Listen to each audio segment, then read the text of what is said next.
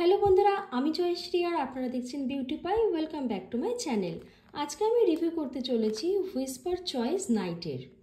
তো বন্ধুরা, আপনারা এখানে দেখতে পাচ্ছেন যে এই প্যাডটি কমলা কালারের এবং ডিপ কমলা এবং ব্ল্যাক কালারের প্যাকেজিংয়ে আসে। একটি মেয়ে এখানে শুয়ে রয়েছে এবং তার নিচে লেখা রয়েছে ব্লু কালারের লেবেলের ওপর up to 100% night stain protection.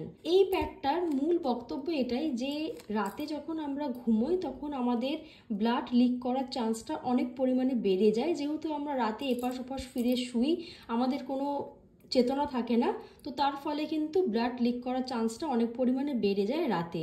তো আমরা যদি এই প্যাডটা রাতে অ্যাপ্লাই করে ঘুমোই তাহলে কি হবে, আমাদের ব্লাড লিক করার চান্সটা অনেক পরিমাণে কমে যাবে। যেহেতু এখানে দেখুন পরিষ্কার লেখা রয়েছে এর সাইজ XXL 317 mm। তো এটা কিন্তু তুলনামূলক একটা অর্ডিনারি নর্মাল প্যাডের থেকে অনেকটাই বড় এবং ছড়ানো।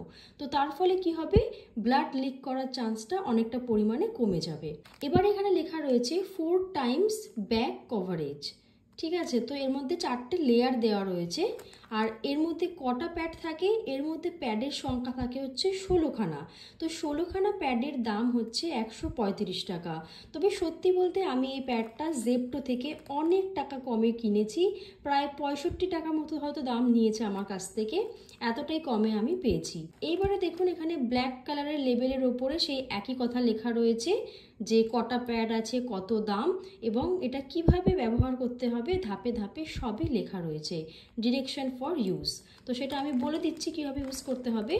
এবং পিছনেও আরও গেলে সেই একই কথাই লেখা রয়েছে। তবে এখানে একটা জিনিস লেখা রয়েছে যে প্রাইস পার প্যাড কত। তো এখানে এক একটা প্যাডের দাম পড়ে 8.44 পয়সা করে, অর্থাৎ 8 টাকা 44 পয়সা করে। তো আরও এখানে কিছু তথ্য দেওয়া রয়েছে, আমি সেই দিকে যাচ্ছি না, আমি সরাসরি এবার প্যাডটা খুলে আপনাদেরকে দেখিয়ে দেব।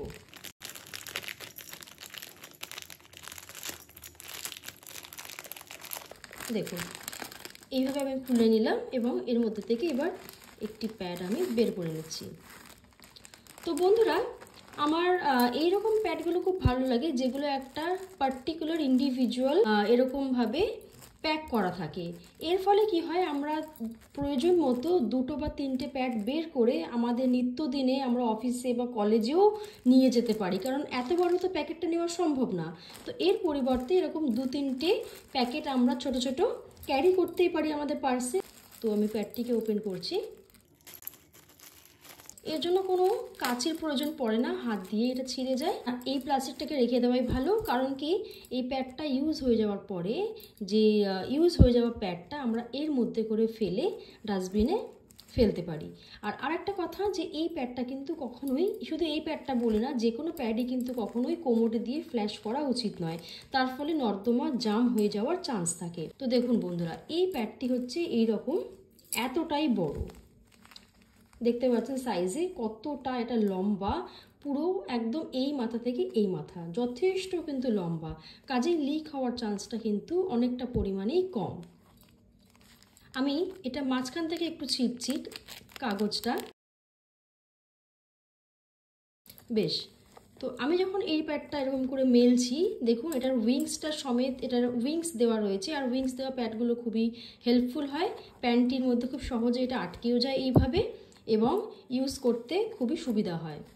আচ্ছা, এবারে বলে দিই এটার কোয়ালিটি সম্পর্কে। দেখুন এইখানে এরকম জাল জাল দেওয়া রয়েছে, দেখুন এখানে পুরোটাই কিন্তু হালকা হালকা নেট নেট নেট নেট কাপড় দিয়ে এটা মানে নেট দিয়ে তৈরি করা হয়েছে। এবং অ্যাজ ওয়েল এই অংশটাতে উইংসের জায়গাটাতেও কিন্তু ওই সেম নেটেরই পরত দেওয়া রয়েছে।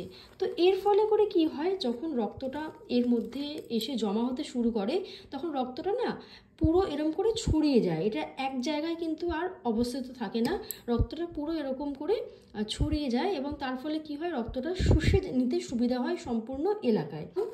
এই রকম টাইপের দেখুন স্পঞ্জি মেটেরিয়াল, কোথাও একটু উঁচু কোথাও একটু নিচু, এরকম করে কিন্তু অনেক কায়দায় তৈরি হয়েছে।